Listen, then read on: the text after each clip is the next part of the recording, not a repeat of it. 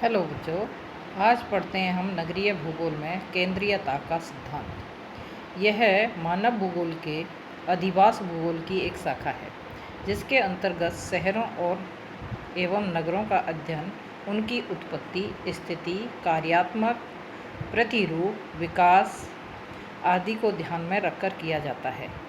यह भूगोल से संबंधित एक लेख है।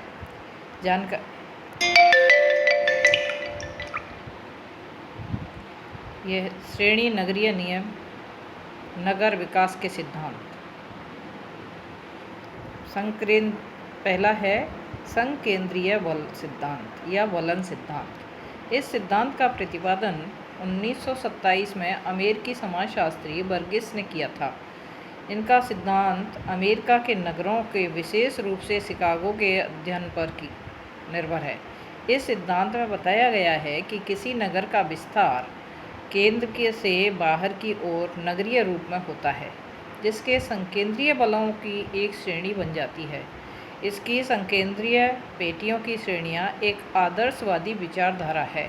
किसी भी नगर में उसकी यह योजना पूर्ण रूप से लागू नहीं होती।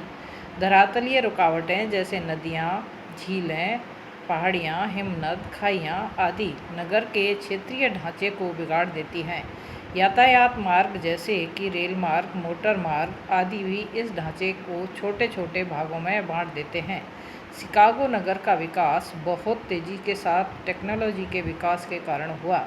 इस नगर के 5 संकेंद्रीय वलय हैं।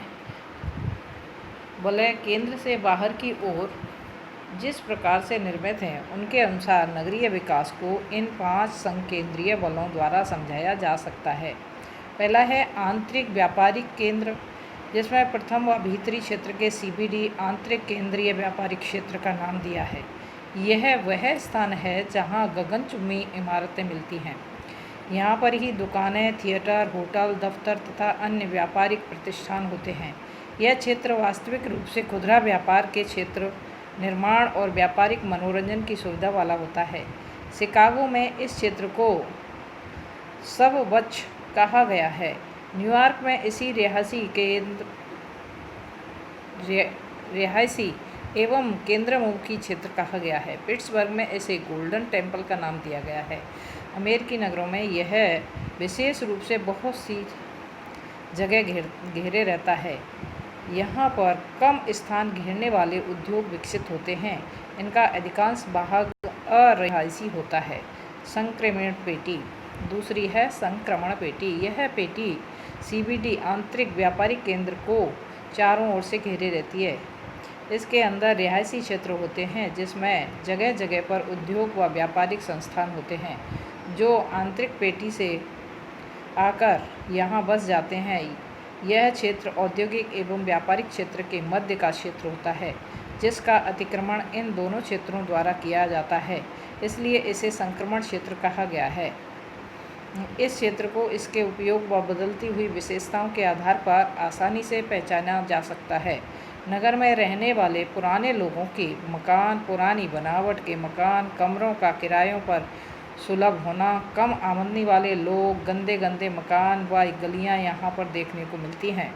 अपराध, वेश्यावृत्ति जैसी विशेषताएं भी देखने को मिलती हैं।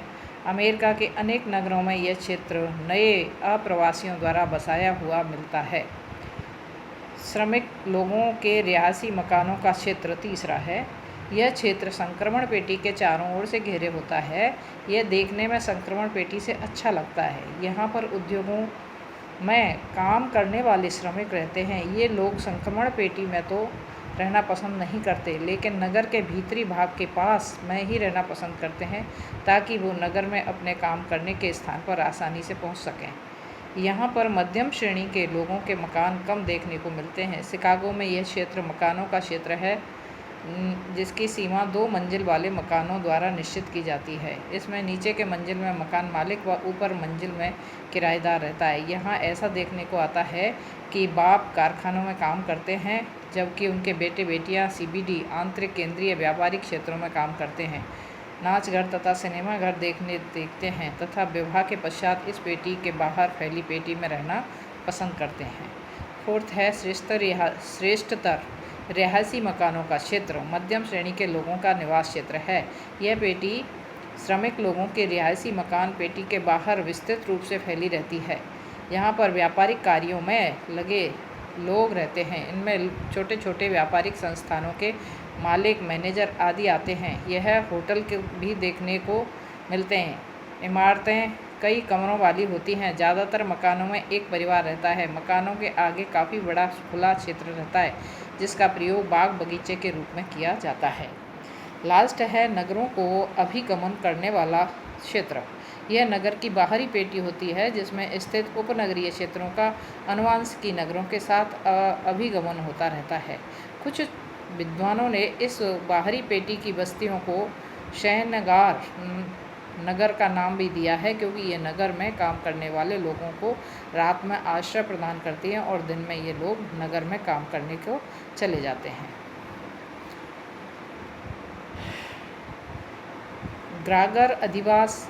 नगरीय अधिवास में ग्रामीण अधिवास के संक्रमण क्षेत्र को ग्रागर अधिवास कहते हैं, जिसमें नगरीय और ग्रामीण अधिवास के दोनों झलक देखने को मिलती है। Thank you very much.